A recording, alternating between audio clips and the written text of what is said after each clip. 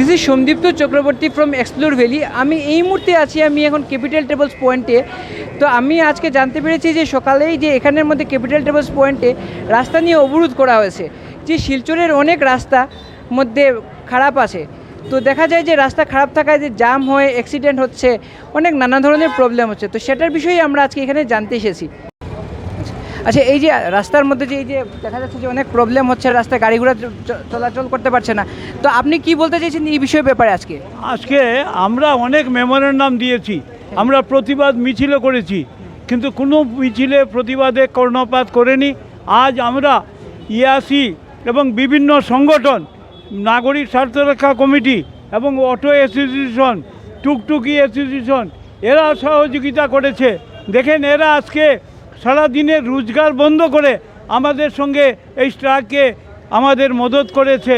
Auto টুকটুকি daily এখানে উল্টে যায়, অ্যাক্সিডেন্ট হয়, তারাও চালাতে পারে না, এরা বেরিয়েছে। আমরা আজকে এই আন্দোলনের পরে এখন এডিসি মহাজয়, ম্যাজিস্ট্রেট এবং এবিসিডিএল অ্যাসোসিয়েশন, পিডব্লিউডি সব এসে কথা দিয়েছেন আজ থেকে রিপেয়ারিং শুরু হবে এবং এখান থেকে রাঙ্গিরখাড়ি পর্যন্ত রিপেয়ারিং হবে। যদি না হয় আমরা আবার সমস্ত শিলচর ব্যাপী আন্দোলনের ডাক দেব। সকাল থেকে এই ক্যাপিটাল পয়েন্টের এখানে মানে রাস্তা অবরোধ করা হচ্ছে, কারণ আমরা জানতে পারছি যে শিলচরের রাস্তায় অনেক প্রবলেম হচ্ছে। কিছুদিন আগে আমরা দেখেছি যে ন্যাশনাল হাইওয়েতে একটা অটো অ্যাক্সিডেন্ট হয়েছে, তারপর হসপিটাল রোডে অটো অ্যাক্সিডেন্ট হচ্ছে। তো আজকে তো অবরোধটা করেছে যে রাস্তাটা ঠিক হবে। তো আপনি কি মনে হয় যে রাস্তাটা কি ঠিক হবে, কতটুকু ঠিক হবে, সেটার বিষয়ে আপনি বলুন। এটা তো দেখেন আমাদের কোনো ব্যাপার না, ওদের ডিপার্টমেন্টের ব্যাপার, কিন্তু কাজ করলো ওরা ডিপার্টমেন্ট, কিন্তু হ্যারাসমেন্ট পাবলিকে হচ্ছে। সেটা তো আমাদের দোষ না, পাবলিকের দোষ না, সেটা ডিপার্টমেন্ট এইচপিএ করছে, এইদিকে বলে ন্যাশনাল হাইওয়ে বলছে আমরা কি না জানিয়ে কাজটা করেছে। এটা তো ওদের ব্যাপার, আমরা তো না জানা সত্ত্বে করে, কিন্তু আমরা ওদেরকে কীরকম ব্লক করব। কিন্তু ওদের যে সিস্টেমটা দেখলাম, পাইপটা ফাটানোর পরে পাইপটা তো ব্লক করতে হবে। এখন যদি ন্যাশনাল হাইওয়ে যদি রাস্তাটা করে আবার জাল আউটলেট হবে, আউটলেট তো বন্ধ হবে না, তো প্রবলেমটা আবার সেই মেরে প্রবলেমটা থাকবে। সেটা আগে ঠিক করুক, করার পরে এইগুলো করুক, মেটালিং করুক, না করলে তো আবার জল লিকোতে আবার সেই পজিশনে হয়ে যাবে আর কি। সেটাই ন্যাশনাল হাইওয়েতে গাড়ি অ্যাক্সিডেন্ট হয়েছে, অটো একটা অ্যাক্সিডেন্ট হয়েছে, তারপর হসপিটাল রোডেও কিছু অটো অ্যাক্সিডেন্ট হয়েছে, রাস্তার মধ্যে গর্ত আছে, অনেক কিছু জাম প্রবলেম হচ্ছে। তো সেটার বিষয়ে আপনি কি বলতে চাইছেন? শিলচর শহরে রাস্তাঘাটে প্রতিটা রাস্তাতেই বড় বড় গর্ত, সেই বড় বড় গর্ত দিয়ে তো কোনো মতেই চলা যায় না।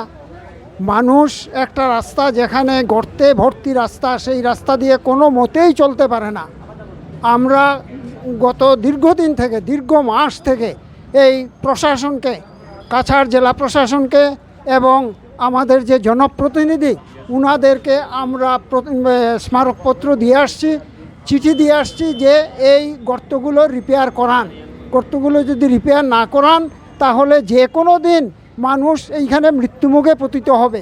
তারা এইসব কানে তোলেন না। আমরা নাগরিক স্বার্থ রক্ষা সংগ্রাম পরিষদের তরফ থেকে এই বিগত 9 জুন এবং 10 জুন আমরা গণ অভিবর্তন করেছি এবং রাস্তায় মিছিল করেছি, কিন্তু এইগুলোকেও ওনারা পাত্তা দিতে রাজি হন না। দেখতে পাচ্ছি যে রাস্তার মধ্যে অনেক বিভিন্ন প্রবলেম হচ্ছিল, রাস্তা ঠিক না, যার জন্য গাড়ি ঘোড়া চলতে অনেক অসুবিধা হচ্ছিল। তো সেটার বিষয়ে আমরা আজকে জানতে এসেছি। তো আপনি একটু কিছু বলেন এটা নিয়ে। আমরা আজকে ইউথ এগেইনস্ট সোশ্যাল ইভিলস অর্থাৎ ইয়াসির পক্ষ থেকে পথ অবরোধের ডাক দিয়েছিলাম, যাকে সাড়া দিয়ে বিভিন্ন সংগঠন এগিয়ে এসেছে। আমরা সকাল 9টা থেকে পথ অবরোধে নেমেছি এবং আমাদের আজকে নামার কারণটা হচ্ছে আমরা 6 মাস থেকে বিভাগীয় কর্তৃপক্ষ থেকে জেলা অধিপতি, মন্ত্রী, এমএলএ সবার কাছে গিয়েছি, কাকুতি মিনতি করেছি যে ক্যাপিটাল থেকে যে রাস্তাটা মেডিকেল পর্যন্ত আছে এটা ভয়াবহ আকার ধারণ করেছে। প্রত্যেক দিন সোশ্যাল মিডিয়াতে, পেপারে আমরা দেখছি অ্যাক্সিডেন্ট হচ্ছে, মানুষ ইনজিওর্ড হচ্ছে, ওদের নিজের অফিসার পর্যন্ত ইনজিওর্ড হয়েছে সরকারের, কিন্তু কোনো হেলদোল নেই। এরপরে নাগরিক স্বার্থ রক্ষা সংগ্রাম পরিষদের অধীনে আমরা একটা মিছিল বন্ধ করেছি, ইয়াসিও সক্রিয়ভাবে ভাগ নিয়েছিল, তারপরেও কোনো হেলদোল নেই। এরপরে আমরা গত রবিবার ডাক দিয়েছি যে আগামী বুধবারে আমরা পথ অবরোধ করব। তাই আমরা অবরোধ করেছি এবং আমাদের দাবি ছিল যে আজকে কাজ আরম্ভ হতে হবে, রিপেয়ারিং কাজ, এবং কবে পার্মানেন্ট কাজটা হবে বিভাগীয় কর্তৃপক্ষ এসে আমাদেরকে বলবে। আজকে সেই সুবিধায় 2 জন ম্যাজিস্ট্রেট এসেছেন, বিভাগীয় কর্তৃপক্ষের কর্মীরা এসেছেন, ওরা এসে কথা দিয়ে গেছেন যে আজকে আমাদের কাজ আরম্ভ হবে, রিপেয়ারিং কাজ। এখান থেকে রাঙ্গিরখাড়ি ফার্স্ট ফেজে রিপেয়ারিং হবে, রাঙ্গিরখাড়ি থেকে নেক্সট ফেজটা মেডিকেল পর্যন্ত হবে। তবে আমরা বলছি রিপেয়ারিং তো খালি মানবো না, আমরা তখন ওরা কমিটমেন্ট করে গেছেন ম্যাজিস্ট্রেটের সম্মুখে যে 1 থেকে 1.5 মাসের ভিতরে টেন্ডার অলরেডি তৈরি হয়ে গেছে, টেন্ডার কল করে পার্মানেন্ট কাজটা হবে, অর্থাৎ এখান থেকে up to Nagatila up to medical permanent কাজটা হবে টেন্ডার কল করে 1 থেকে 1.5 মাসের ভিতরে। এবং আপাতত আপনারা দেখতে পাচ্ছেন এখানে এক্সিকিউটিভ এসে গেছে, ট্রিপার এসে গেছে, ওরা রাস্তায় মেরামতির কাজ আরম্ভ করেছে। তো আমরা ওদেরকে ধন্যবাদ দিচ্ছি যে আমাদের কাছে কথা দিয়েছিল, আজকে কথা রেখেছে। তবে আমাদের ফলো আপ আছে, যদি কাজ বন্ধ হয়ে যায় বা কাজ যদি বাজে হয় তাহলে কিন্তু আমাদের আন্দোলন নিয়ে যাবো, জোরদারভাবে আন্দোলন চলবে এবং যদি কোনো অপ্রীতিকর ঘটনা হয় সরকার দায়ী থাকবে। তো আমাদের বিশ্বাস আছে জেলা প্রশাসনের উপরে, যদি কথা দিয়েছে এবং আজকে কাজ আরম্ভ হয়েছে, ওরা ইমিডিয়েটলি রিপেয়ারিং কাজটা নাইহারি বন্ধ করে দেবে। ধন্যবাদ।